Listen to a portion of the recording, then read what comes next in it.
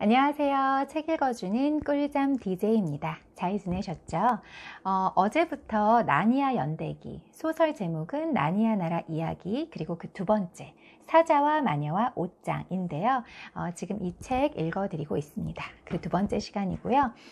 지난주에는 그래서 그 네 형제들이 시골에 있는 한 교수님 집에 들어가게 되는 이야기, 그리고 숨바꼭질을 하다가 막내 루시가 그 옷장 너머에 있는 나니아 나라에 들어가게 돼서 나니아 나라를 발견하게 되는 부분 읽어드렸고요. 그런데 나머지 그 세 명의 형제들이 그 말을 절대 믿지 않죠. 믿기가 어렵죠. 특히나 그 에드먼드 오빠가, 둘째 오빠가 절대 믿지 않으면서 루시를 거짓말쟁이 취급하고 계속 놀려대죠. 그러다가 에드먼드도 옷장 안으로 들어가게 되고 나니아 나라를 발견하고, 그리고 그 루시는 툼누스를 만나고 왔잖아요. 그런데 에드먼드는, 제가 읽어드리지는 않았는데, 에드먼드는 그 안에서 한 마녀를 만나게 돼요. 그리고 그 마녀가 네가 이브의 아들이냐? 그러면서 다시 너희 집으로 돌아가서 네 형제들을 데리고 다시 이곳으로 와라. 너 하나로는 쓸모가 없다. 라는 얘기를 하죠. 그래서 에드먼드도 루시가 했던 말이 진짜라는 걸 믿게 됩니다. 루시한테 근데 티는 내지 않아요. 오빠도 갔다 왔는데 네 말이 맞더라, 이런 말을 하지 않아요. 에드먼드가 이상한 똥꼬집이 있다는 걸 읽으면서 알게 되실 거예요. 그렇게 해서 이 네 친구들이 이제 또 그 교수님 집에서 재미없는 그냥 시시한 그런 생활을 하다가 어느 날 이제 그 교수님 집에 손님들이 많이 이제 몰려오신 날이 있었어요. 그래서 우리 그냥 좀 숨어 있자. 나가서 인사드리기도 귀찮고 재미없어. 지긋지긋해. 그러니까 우리 이 옷장으로 들어가자. 그러면서 옷장으로 들어가게 됩니다. 네 친구들이 다. 어떻게 될까요? 상상하신 대로 이 네 명의 친구들이 나니아 나라로 들어가게 됩니다.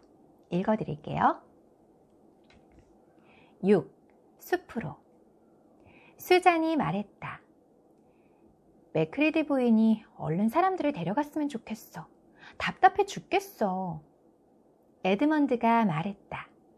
게다가 좀약 냄새도 정말 지독해. 수잔이 말했다. 이 코트 주머니들 속에 좀약이 잔뜩 들어있을 거야. 좀이 쓸지 못하게 말이야. 피터가 말했다. 뭐가 등을 마구 찔러. 수잔이 말했다.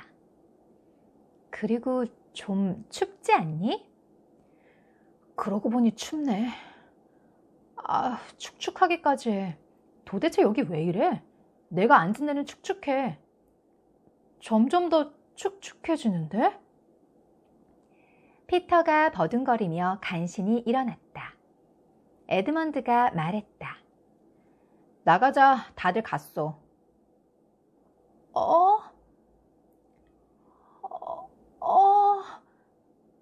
수잔이 느닷없이 소리치자 모두들 무슨 일이냐고 입을 모았다. 나 지금 나무에 기대 앉아 있어. 그리고 잘 봐. 밝아지고 있어. 저기가. 피터가 말했다.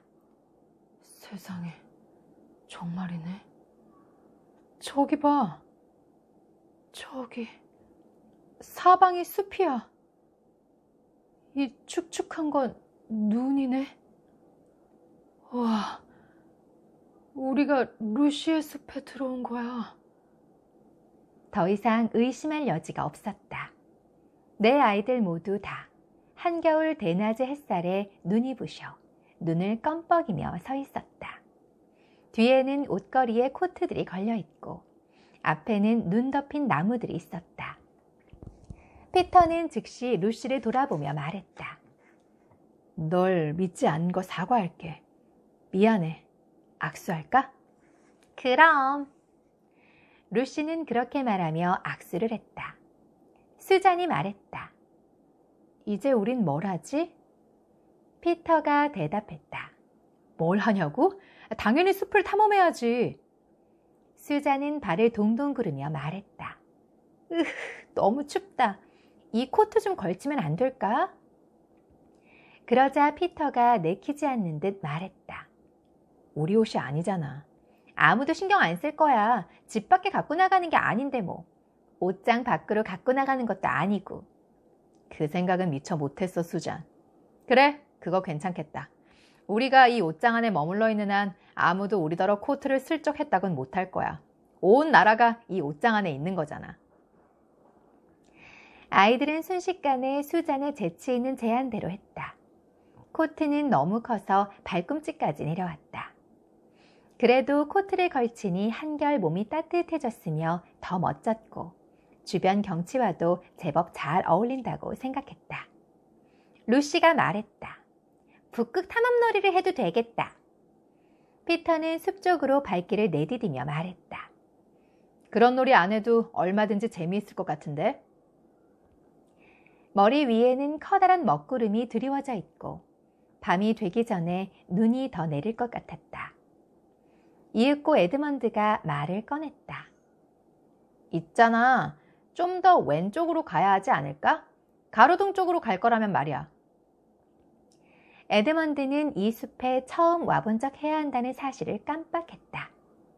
입 밖으로 말이 튀어나오는 순간 에드먼드는 스스로 비밀을 폭로해버린 걸 깨달았다. 다들 우뚝 멈춰서서 에드먼드를 노려보았다. 피터는 휘파람을 불었다. 사실은 너도 여기 와봤구나. 루시가 여기서 널 만났다고 했을 때 넌 거짓말이라고 했지? 주위는 쥐 죽은 듯 조용해졌다. 뭐 이런 못돼먹은 녀석. 피터는 말을 꺼내다가 어깨를 한번 으쓱 하더니 더 이상 아무 말도 하지 않았다. 사실 뭐라고 더 할 말도 없었다. 내 아이는 곧 다시 길을 가기 시작했다.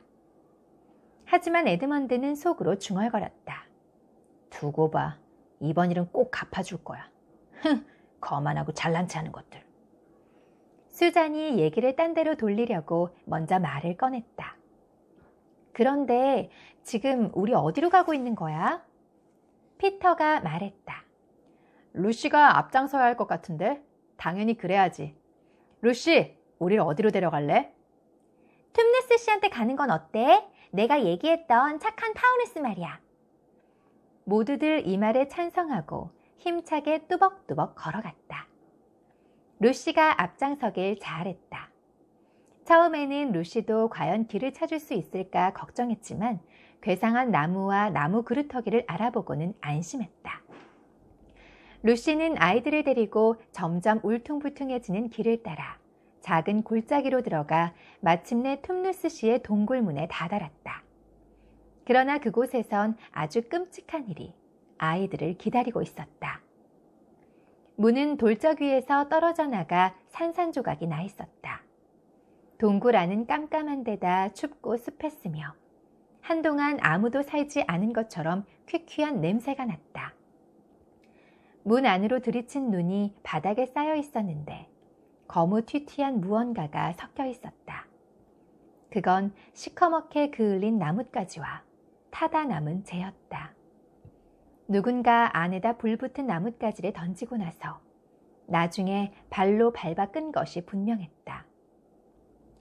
박살난 오지 그릇들이 바닥에 널려 있었고 파우누스 아버지의 그림은 칼로 갈기갈기 찢겨 있었다.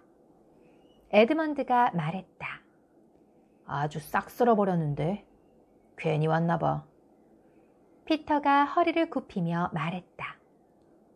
이건 뭐지? 바닥에 양탄자에 못으로 꽂혀있는 쪽지를 발견한 것이다. 수잔이 물었다. 뭐라도 써있어? 써있는 것 같은데 너무 어두워서 안 보여. 밖으로 나가자. 아이들은 모두 햇빛이 비치는 밖으로 나와 피터를 둘러싸고 피터가 큰 소리로 읽어주는 내용을 들었다. 이 집에 살던 파우누스 툼누스는 나니아의 여왕이시자 케어 페러벨 성의 성주이시며 론 제도의 황후이신 제이디스 여왕 폐하를 거역한 대역죄와 여왕 폐하의 적들을 환대하고 염탐꾼을 숨겨주고 인간들과 내통한 혐의를 받고 체포되어 재판을 기다리고 있다. 비밀 경찰대장 모그림, 여왕 폐하 만수무강하소서. 아이들은 서로를 뚫어지게 바라보았다. 수잔이 말했다. 아무래도 여긴 마음에 들지 않아. 피터가 루시를 보며 물었다. 루시, 여왕이 누구야? 뭐 좀 아는 거 없어? 그 여자는 진짜 여왕이 아니라 무시무시한 마녀래. 하얀 마녀. 숲에 사는 이들은 다 그 여자를 싫어해. 그 여자가 온 나라에 마법을 걸어서 크리스마스도 없는 겨울만 계속되게 만들었대. 수잔이 말했다. 난 여기 더 이상 있고 싶지 않아. 여긴 별로 안전하지도 않고 재미도 없을 것 같아. 점점 더 추워지는데 우린 먹을 것도 안 가져왔잖아. 집에 돌아가는 게 어때? 루시가 불쑥 말했다. 어머, 안 돼. 그럴 순 없어. 모르겠어? 이런 일이 있었는데 어떻게 그냥 갈 수 있어. 가엾은 파우누스가 이렇게 된 건 다 내 탓이란 말이야. 그분은 날 숨겨주었고 돌아가는 길도 가르쳐 주었어. 그게 바로 여왕 폐하의 적들을 환대하고 인간들과 내통했다는 뜻이야. 우리는 파우누스를 꼭 구출해야 돼. 에드먼드가 말했다. 우리가 잘도 할 수 있겠다. 먹을 것도 하나 없는데. 그때까지도 에드먼드한테 화가 나 있던 피터가 소리쳤다. 당장 입 닥쳐 너. 수잔, 네 생각은 어때? 무섭긴 하지만 루시가 오라. 솔직히 한 발짝도 더 가기 싫고 괜히 왔다는 생각뿐이야. 하지만 그 이름이 뭐라고 했더라? 파우누스인가 뭔가 하는 분을 위해 무슨 일이든 해야 할 것 같아. 나도 그래.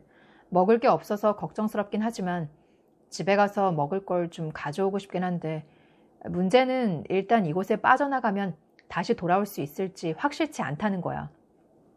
아무래도 그냥 이대로 있어야 할 것 같아. 루시와 수잔이 동시에 대꾸했다. 나도 그래. 피터가 말했다. 그 불쌍한 양반이 어디 갇혀있는지만 안다면. 그래서 어디를 가야 할까, 어디로 가서 찾아야 하나 갈피를 못 잡고 있을 때 처음에는 울새, 짹짹짹 우는 울새가, 그리고 두 번째는 비버가 길을 안내합니다. 물론 이 친구들이 말을 한 건 아니고요. 나중에는 물론 말을 합니다. 근데 지금 말을 하는 건 아니고 울새는 이제 날갯짓을 하면서 이 나무에서 저 나무로 이렇게 날갯짓을 하면서 날아가면서 이 네 아이들을 안내하죠. 그리고 그 다음에는 비버의 안내를 받게 되고요. 그리고 비버 집에서 하룻밤을 지내게 됩니다. 그리고 갑자기 비버가 말을 하게 되죠. 그 부분부터 또 읽어드릴게요. 그래서 아이들은 서로 바짝 붙은 채 그 나무 쪽으로 걸어갔고 아니나 다를까 나무 뒤에서 비버를 만났다. 비버는 주춤거리며 목이 꽉 잠긴 듯한 쉰 목소리로 말했다. 좀 더 안으로 들어오세요. 바로 이 안으로 말이에요. 바깥은 위험해요. 비버는 나무 네 그루가 몹시 바투자라서 가지가 서로 얽혀있는 컴컴한 곳으로 아이들을 이끌었다. 그곳에는 눈이 쌓여있지 않아서 아이들은 발밑으로 갈색 흙과 솔잎을 볼 수 있었다. 그제야 비버는 아이들에게 말을 하기 시작했다.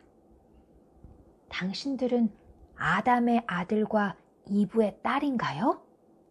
피터가 대답했다. 예, 맞아요. 하지만 우리 말고도 많아요. 쉿! 큰 소리 내지 마세요. 여기도 안전하진 않아요. 도대체 누구를 그렇게 두려워하는 거죠? 여긴 우리밖에 없잖아요. 나무들이 있죠. 나무들은 언제나 듣고 있답니다. 대부분 우리 편이지만 우릴 배신하고 그 여자한테 일러 바치는 나무도 있어요. 누굴 말하는지 알죠? 그러고 나서 비버는 고개를 몇 차례 끄덕여 보였다. 에드먼드가 말했다. 자꾸 편하는데 당신이 우리 편이라는 걸 어떻게 믿죠? 그때 피터가 옆에서 덧붙였다. 비버씨, 무례하게 굴려는 건 아니에요. 우린 여기가 처음이라서요. 네, 옳은 말이에요. 자, 여기 증거를 보여드릴게요. 이렇게 말하면서 비버는 아이들 쪽으로 작고 하얀 것을 쳐들었다. 아이들이 놀라서 그걸 바라보았다. 그때 루시가 갑자기 소리쳤다. 내 손수건이야. 내가 툼네스 씨한테 준 거야. 그래요. 가엾은 그 친구는 잡히기 전에 낌새를 눈치채고 이걸 나한테 건네줬어요. 자기한테 무슨 일이 생기면 여기서 꼭 당신을 만나라더군요. 또 당신을 데리고. 여기서부터 비버는 목소리를 점점 낮추더니 한두 번 의미심장하게 고개를 끄덕거렸다. 그러고는 자기한테 바짝 다가오라는 신호를 보냈다. 아이들이 곧 비버의 수염이 얼굴에 다 간지러울 만큼 가까이 다가가자 비버는 나지막이 속삭였다. 아슬라님이 오신다는 말이 떠돌고 있어요. 어쩌면 벌써 도착했을지도 몰라요. 그때 아주 신기한 일이 일어났다. 아이들은 여러분보다 더 아슬란이 누군지, 어떤 존재인지 모르고 있었다. 그런데 비버가 얘기를 끝내자마자 다들 아주 색다른 느낌에 사로잡혔다. 어쩌면 여러분도 가끔씩 꿈속에서 누군가가 하는 말을 잘 이해할 수는 없지만 뭔가 원대한 뜻이 담겨있는 듯한 느낌을 받아본 적이 있을 것이다. 때로는 그것이 꿈 전체를 악몽으로 변하게 하는 무시무시한 뜻일 수도 있고 때로는 너무 아름다워서 도저히 말로 옮겨놓을 수 없는 사랑스런 뜻일 수도 있다. 너무도 아름다운 나머지 평생토록 기억하고 다시 한번 꿔보고 싶은 그런 꿈 말이다. 지금이 바로 그랬다. 아슬란이라는 이름을 듣자마자 아이들은 저마다 가슴속에서 뭔가가 꿈틀꿈틀 솟는 것을 느꼈다. 에드먼드는 까닭 모를 공포를 느꼈고 피터는 갑자기 솟구치는 용기와 모험심을 느꼈다. 수자는 뭔가 달콤한 향기나 감미로운 선율이 자기 곁으로 확 퍼지는 듯한 느낌을 받았고 루시는 아침에 일어나 그날이 방학 첫날이라거나 여름이 시작되는 날이라는 걸 깨달았을 때 느끼는 그런 기분에 휩싸였다. 루시가 말했다. 그런데 툼누스 씨는 어떻게 된 거죠? 어디 있어요?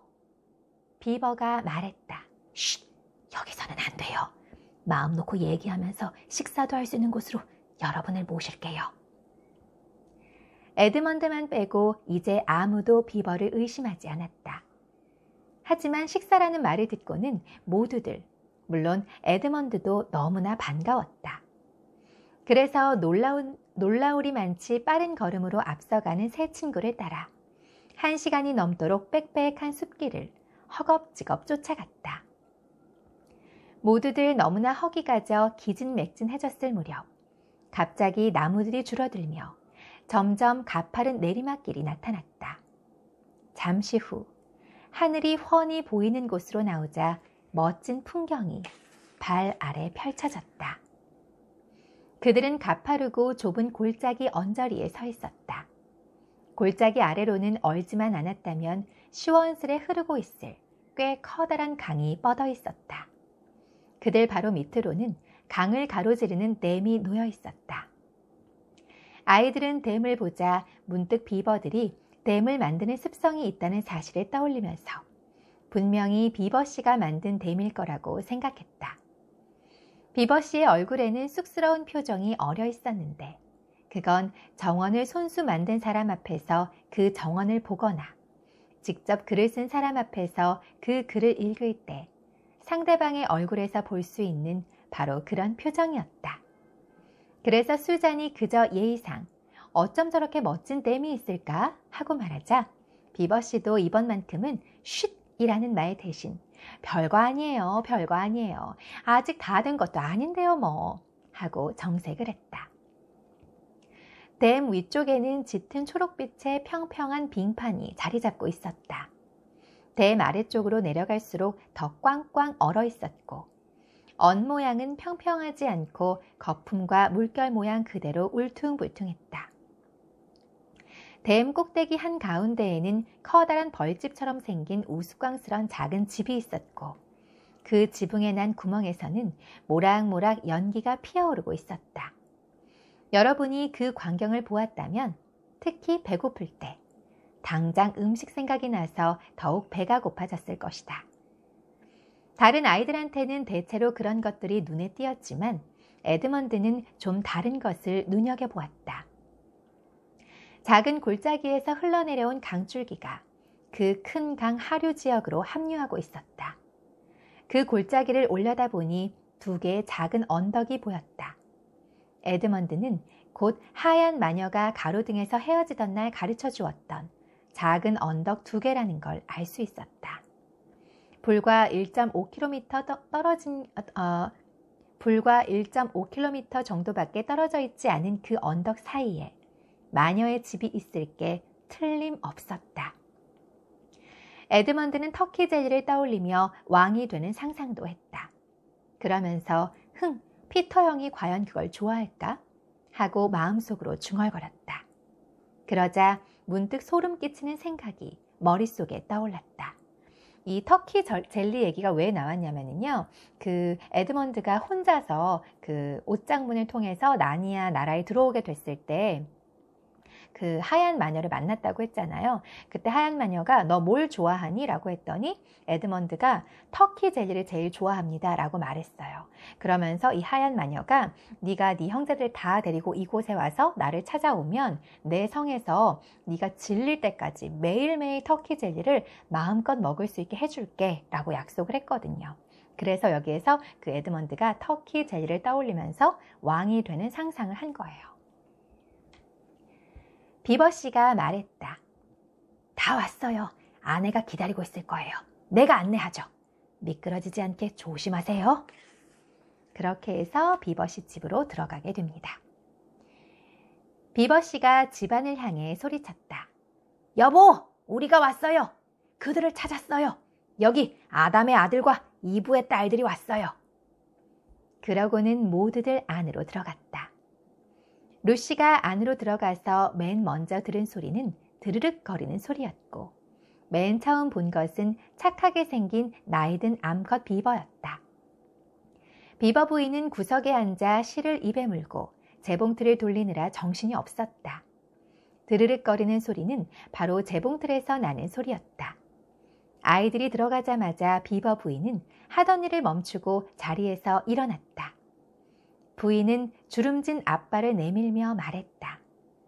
드디어 오셨군요. 드디어. 세상에, 내가 살아서 이런 날을 보다니. 감자는 삶는 중이고 주전자 물도 끓고 있어요. 여보, 당신은 물고기 좀 잡아오세요. 그래, 그러지. 비버씨는 피터와 함께 꽁꽁 얼어붙은 저수지 한가운데로 갔다. 거기에는 작은 구멍이 뚫려 있었는데 그 구멍은 비버씨가 얼지 않게 날마다 손도끼로 뚫어놓은 것이었다. 비버씨는 조용히 구멍 가장자리에 앉아서 추위쯤은 아랑곳하지 않는 듯 그 안을 뚫어지게 들여다보다가 갑자기 앞발을 내리쳐 눈 깜짝할 사이에 아름다운 송어 한 마리를 획 낚아챘다. 몇 번 그렇게 하고 나니까 제법 많은 물고기가 잡혔다. 그동안 여자아이들은 비버 부인을 거들어 주전자에 물을 채우고 식탁을 차리고 빵을 자르고 접시들을 오븐에 넣어 데우고 집안 한 구석에 있는 술통에서 비버씨가 마실 맥주를 큰 잔에 따르고 프라이팬을 뜨겁게 달구었다. 루시는 툼누스 씨의 동굴과는 전혀 다르지만 비버들도 아늑한 집을 갖고 있구나 생각했다. 책이나 그림은 없었고 침대 대신 꼭 선실처럼 벽 속에 마련해 놓은 잠자리가 있었다. 천장에는 양파를 엮은 줄과 햄이 매달려 있고 벽에는 고무장화, 방수포, 손도끼, 큰 가위, 삽, 모종삽, 회반죽을 나르는 도구들, 낚싯대, 어망, 자루 같은 것들이 비스듬히 놓여 있었다. 또 식탁 위에는 거칠지만 깨끗한 식탁보가 깔려 있었다. 여러분들이 이미 들으시면서 머릿속으로 그 고즈넉하고 아늑한 불빛이 벽난로에서 아른아른 거리는 모습을 상상하고 계시겠지만 그래도 그림으로도 한번 이렇게 보여드릴게요. 프라이팬이 때마침 달구어져 지글지글 소리가 날 때에 피터와 비버씨가 물고기를 들고 들어왔다. 물고기는 벌써 비버씨가 밖에서 칼로 배를 따 깨끗하게 손질을 끊는 상태였다. 여러분은 막 잡은 생선을 튀길 때 얼마나 맛있는 냄새가 날지, 배고픈 아이들이 물고기가 다 튀겨지기를 얼마나 애타게 기다렸을지, 그리고 비버씨가 이제 다 돼갑니다 하고 말할 때까지 아이들이 얼마나 더 심하게 배가 고팠을지 상상이 갈 것이다. 루시가 비버 부인을 도와 송어를 요리하여 내놓는 동안 수잔은 감자를 건져내어 물기를 싹 가신 다음 다시 빈 냄비에 담아 레인지 옆에 두었다. 잠시 후 모두들 간이 의자, 괄호하고 비버씨네 집에는 불가에 있는 비버 부인의 흔들 의자를 빼면 3발짜리 간이 의자밖에 없었다 라고 쓰여 있습니다. 모두들 간이 의자를 끌어다 앉으며 먹을 준비를 했다. 아이들에게는 크림이 듬뿍 든 우유가 한 주전자 있었고 비버씨에게는 맥주가 있었다. 모두들 원하는 만큼 감자에 듬뿍 발라 먹을 수 있는 샛노란 버터 덩어리가 식탁 한가운데에 놓여 있었다. 맛있겠다. 샛노란 버터 덩어리. 너무 맛있겠어요. 내 생각과 마찬가지로 아이들은 모두 민물 고기만큼 기막히게 맛있는 것은 없다고 생각했을 게다. 30분 전까지만 해도 살아있던 물고기를 프라이팬에서 튀겨낸 지 30초도 안 돼 생선을 다 먹어치웠으니까. 저는 생선보다는 빵하고 버터가 더 좋은데요. 저는 이 새끼 밥보다는 주식보다는 간식, 디저트를 좀 좋아하는 편이라 사실 빵이랑 커피만 있으면 뭐 하루가 뭐예요. 저는 일주일도 나을 수 있으니까. 근데 그렇게 하다 보니까 건강이 많이 해치기는 하더라고요. 일상생활을 할 때는 잘 모르겠는데 건강검진을 하고 나니까 느껴졌어요. 이렇게 식생활을 이렇게 하면 안 되겠구나. 탄수화물을 줄이고 단백질 그리고 양질의 좋은 지방을 섭취해야겠구나. 그렇게 생각을 하긴 했습니다. 근데 여러분 그거 아세요? 이렇게 외국에 특히나 유럽이나 미국의 책을 읽으면 뭐 귀리가 담겨 있는 뭐 오트밀 또 뭐 버터와 빵 한 조각 이런 얘기 되게 많이 나오잖아요. 그럴 때 되게 머릿속으로 향기롭고 달콤하고 막 오감이 자극이 되면서 굉장히 맛있을 것 같은 그런 상상이 되잖아요. 특히 그 알프스 소녀 하이디를 읽을 때도 그랬어요. 근데 유튜브에 그 알프스 소녀 하이디에 나오는 음식 뭐 이렇게 쳐보시면 검색어를 뭐라고 넣어야 될지는 모르겠어요. 근데 그 책을 보고 어떤 분이 그대로 그 음식을 한번 따라해 보신 거예요. 그 치즈나 어떤 빵들을 이렇게 꼬치에 꽂아서 벽난로에 이렇게 구워 보기도 하시고, 그분은 벽난로는 아니고 가스레인지에 그렇게 하셨던 것 같아요. 그리고 치즈를 이렇게 잘라가지고 뭐 아무튼 그 알프스 소녀 하이디에 나오는 그대로 그분이 해보신 거예요. 근데 의외로 맛이 없다는 너무 웃겼어요. 그래서 소설은 소설이구나 그런 생각이 들었죠. 직접 먹어보니까 빵이 뭐 어떻다던가 제가 오래전에 봐서 기억은 안 나요. 근데 어쨌든 우리가 생각하고 상상하는 것만큼의 맛은 아닌가 봐요. 아마 그 빨간머리 앤도 그렇고 그 알프스 소녀 하이디도 그렇고 MSG 뭐 이런 게 전혀 없는 시절의 그 소설이잖아요. 그리고 그곳에 계시는 분들한테는 뭐 이런 조미료가 가미가 된 몸에 안 좋은 음식이 전혀 없으니까 그런 자연의 담백한 음식이 아마 굉장히 맛있게 느껴져서 그렇게 묘사를 하신 게 아닐까 그런 생각이 듭니다.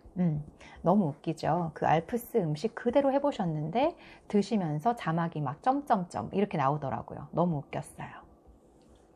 그리고 저희 딸도 하도 그런 그 외국 책들을 많이 보니까 오트밀에 대한 좀 환상이 있었나 봐요. 그래서 제가 오트밀을 사가지고 밤새 이렇게 그 나이트 오트밀이라고 하나요? 오트밀 나이트인가? 그렇게 해서 제가 이제 우유나 요거트에다가 하루 종일 밤새 이렇게 재워놨다가 아침에 제가 준 적이 있는데 저희 세 식구 다 먹지 못했습니다. 정말 그 신문지를 씹는 것 같은 그 느낌이 좋지 않더라고요. 확실히 식이섬유가 많고 몸에 좋은 음식이라고 하더니 몸에 좋은 맛이더라고요. 그래서 저희 딸이 엄마 오트밀이 이런 맛인지 몰랐어. 책에서 뭐 쥐미 먹을 때는 되게 맛있게 느껴졌는데 안 먹을래 그러더라고요. 그래서 그 뒤로는 오트밀은 사지 않습니다. 어쨌든 이 부분도 지금 그 묘사가 너무너무 이 코끝을 자극하는 그런 느낌이에요. 비버 부인은 오븐에서 생각지도 않았던 뜨거운 김이 모락모락 나는 끈적끈적하고 큼직한 마멀레이드 롤빵을 꺼내가지고 왔다. 그러고 나서 빵을 다 먹은 후 곧바로 차를 마실 수 있게 불 위에 주전자를 올려놓았다. 각자 찻잔을 들고 간이 의자를 뒤로 밀어 벽에 기대놓고는 만족스럽게 큰 숨을 길게 내쉬었다. 비버 씨가 맥주잔을 밀어내고 찻잔을 앞으로 당기면서 말했다. 자, 내 파이프에 불이 잘 붙을 때까지 좀 기다려줘요. 그럼 이제 본론으로 들어갑니다. 다시 눈이 내리고 있군요. 비버 씨는 창밖을 흘끗 내다보면서 덧붙였다. 잘 됐어요. 눈이 오니까 아무도 우릴 찾지 못할 거예요. 설령 누가 당신들을 미행했다 하더라도 발자국을 찾을 수 없을 테니까요. 8. 식사 후에 벌어진 일. 루시가 말했다. 그럼 이젠 툼리스 씨한테 무슨 일이 일어났는지 말해주세요. 비버 씨가 고개를 저으며 말했다. 참 안 됐어요. 너무너무 딱하게 됐어요. 경찰이 끌고 간 건 확실합니다. 그걸 목격한 새한테 다 들었어요. 루시가 물었다. 그런데 어디로 끌려갔나요? 글쎄요. 북쪽으로 끌려가는 걸 본 게 마지막이었어요. 다들 그게 뭘 의미하는지 알죠? 수잔이 말했다. 아니요, 우린 몰라요. 비버 씨는 몹시 슬픈 듯 힘없이 고개를 저었다. 그건 마녀의 집으로 끌려갔다는 뜻이에요. 루시가 숨을 죽이며 물었다. 비버 씨, 그분은 무슨 일을 당했을까요? 글쎄요, 정확히 알 수는 없겠죠. 하지만 거기 끌려갔다가 다시 살아 돌아온 경우는 거의 없습니다. 석상이 되죠. 들리는 말로는 하얀 마녀의 집 안뜰과 계단 위 홀까지 석상들로 꽉 차 있다고 합니다. 그 여자가 우리 국민들을... 비버 씨는 잠시 멈추었다가 몸서리를 치며 말을 이었다. 돌로 만든 겁니다. 루시가 말했다. 하지만 비버 씨, 우린 그분을 구하기 위해 뭐든 해야 돼요. 너무 끔찍한 일이잖아요. 게다가 이건 다 내 탓이란 말이에요. 그러자 비버 부인이 말했다. 아가씨가 어떻게든 그분을 구할 거라 믿어요. 하지만 그 여자의 허락 없이 함부로 그 집에 들어갔다간 절대 살아나올 수 없을 거예요. 피터가 말했다. 좋은 수가 없을까요? 가령 변장을 한다거나, 그래, 행상으로 가장한다거나, 아님 마녀가 나갈 때까지 죽치고 기다린다거나, 뭐 그딴 거요. 분명히 무슨 수가 있을 거예요. 비버씨, 그 파우누스는 위험을 무릅쓰고 제 누이를 구해주었어요. 우린 도저히 그분에게 닥친 일을 그냥 보고만 있을 수가 없어요. 비버씨가 말했다. 아담의 아들 헛수고예요. 다 소용없어요. 더욱이 당신들이 한다면요. 하지만 지금 아슬라님께서 오고 계시니까. 그러자 아이들은 입을 모아 소리쳤다. 그래, 아슬라님 얘기 좀 해주세요. 수잔이 다시 물었다. 아슬라님이 누구죠? 비버씨가 말했다. 아슬라님요? 아니, 여러분은 모르고 있었나요? 그분은 왕입니다. 온 숲의 왕이시죠. 하지만 여기에 자주 나타나시진 않아요. 지금도 우리 아버지 시대에도 오신 적이 없죠. 하지만 그분이 돌아오고 있다는 소식이 우리 귀에 들어왔습니다. 지금 그분은 나니아에 계십니다. 그분이라면 하얀 마녀도 금방 물리치실 겁니다. 둠누스 씨를 구할 분은 당신들이 아니라 그분이십니다. 에드먼드가 말했다. 그 여자가 그분도 돌로 만들어버리면 어떡해요? 비버 씨는 집이 떠나갈 듯 웃어젖혔다. 맙소사, 아담의 아들, 그걸 말이라고 해요? 그분을 돌로 만든다고요? 그 여잔 기껏해야 꼿꼿이 서서 그분의 얼굴이나 똑바로 바라보는 정도겠죠. 아마 그것도 제대로 못하겠지만. 그럼요, 어림도 없어요. 그분은 모든 것을 바로 잡으실 겁니다. 옛 시에 이런 구절이 있어요. 아슬란이 오실 때 악이 바로 잡히리라.